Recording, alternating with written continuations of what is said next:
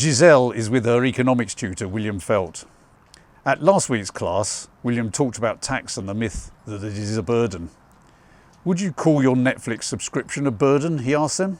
Of course not, because you recognise you get a service that you want for your money. So why call taxes a burden when you get in return an array of public services such as education, health and old age care, flood defences, roads, the military and the police? William claimed that the real burden was when you had to repair your car after crashing down a pothole because the council tax did not stretch to road repairs any longer.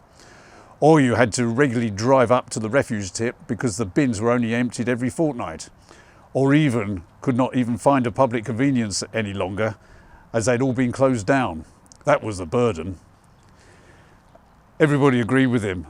The concept that public toilets that don't make a profit are not worth having and should be closed down is an idea that could only come from the idiotic mind of a cretin, he said quietly. The question should be whether the government is providing services of a satisfactory quality, not what the level of tax is.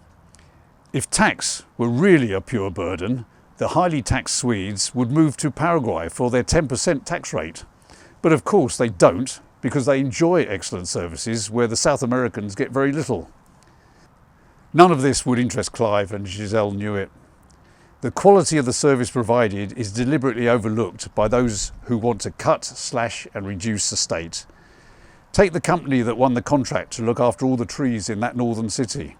No one thought that they would just cut them all down to save the yearly maintenance and run off with the money. Or maybe they did. And which councillors were on the board of the tree murderers? It saved the council long-term payouts and they could blame someone else for their vandalism. And no one thought this was a possibility. It wasn't in their contract not to cut them down, so they got away with it.